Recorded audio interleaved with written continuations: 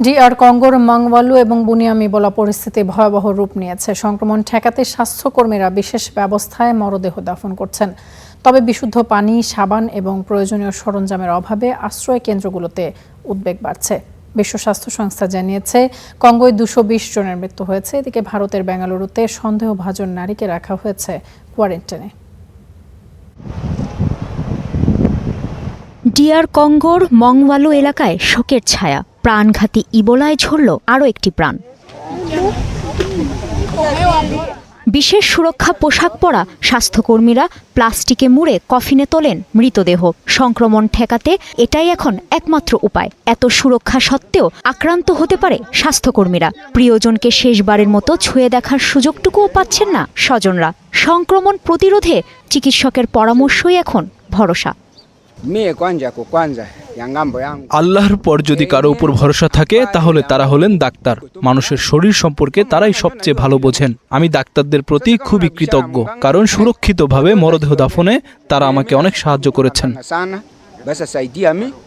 স্বাস্থ্য কর্মকর্তারা বলছেন মরদেহ থেকেও ছড়ায় অতি ছোঁয়াচে ইবোলা, তাই সচেতনতার সাথে দাফন করা অত্যন্ত জরুরি। এই সময়টাতে সব মৃতদেহ নিরাপদভাবে ব্যবস্থাপনার দায়িত্ব আমাদের দলের উপরই রয়েছে। সে কারণেই আমরা মৃতদেহগুলো নিরাপদ করতে এসেছি, কারণ মৃতদেহ থেকেও ইবোলা ছড়ায়। তবে ঝুঁকির এখানেই শেষ নয়। আমরা যে পিপিই পরে কাজ করি সেগুলো খোলার সময়ও পানির প্রয়োজন হয়, অথচ আমাদের কাছে পর্যাপ্ত বিশুদ্ধ পানি নেই।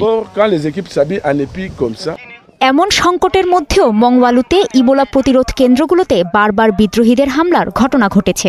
ফলে সন্দেহভাজন রোগীরা পালিয়ে আশেপাশের এলাকায় ছড়িয়ে পড়ছে। এতে প্রাদুর্ভাব নিয়ন্ত্রণের প্রচেষ্টা আরও কঠিন হয়ে পড়ছে।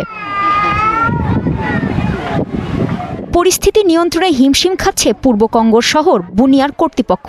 ইবোলার এবারের সংস্করণটির কেন্দ্রস্থল এটি। প্রতিনিয়তই চ্যালেঞ্জের মুখোমুখি হচ্ছেন স্বাস্থ্যকর্মীরা। অতিরিক্ত জনসংখ্যা, অস্বাস্থ্যকর পরিবেশ আর সরঞ্জামের ঘাটতির কারণে উদ্বেগ বাড়ছে।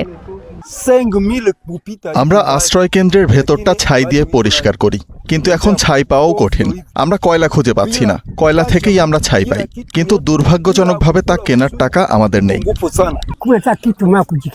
আমাদের হাত ধোয়ার জন্য কিছুই নেই, এমনকি রোগ থেকে সুরক্ষার জন্য সাবানও নেই। আমরা সাহায্যের জন্য কর্তৃপক্ষের কাছে আহ্বান জানাচ্ছি। যদি সাহায্য না পাই তাহলে আমরা সবাই মারা যাব। বুকাভু শহরে বসেছে হাত ধোয়ার স্টেশন। সংক্রমণ যত বাড়ছে ততই এমন স্টেশনের চাহিদা বাড়ছে। ইবোলা মোকাবেলা সহায়তার জন্য আমরা হাত ধোয়ার স্টেশন তৈরি করছি। এনজিও এবং অন্যান্য ব্যক্তিদের কাছ থেকে আমরা হাত ধোয়ার স্টেশন তৈরির অর্ডার পাচ্ছি। পাশাপাশি আমরা সেগুলো পাইকারিভাবে বিক্রি করছি। বিশ্ব স্বাস্থ্য সংস্থার তথ্য অনুযায়ী কঙ্গো ও উগান্ডায় এ পর্যন্ত 9 শতাধিক সন্দেহভাজন সংক্রমণ এবং 170টিরও বেশি মৃত্যুর ঘটনা নথিভুক্ত হয়েছে। কাজী শাহরিন, স্টার নিউজ।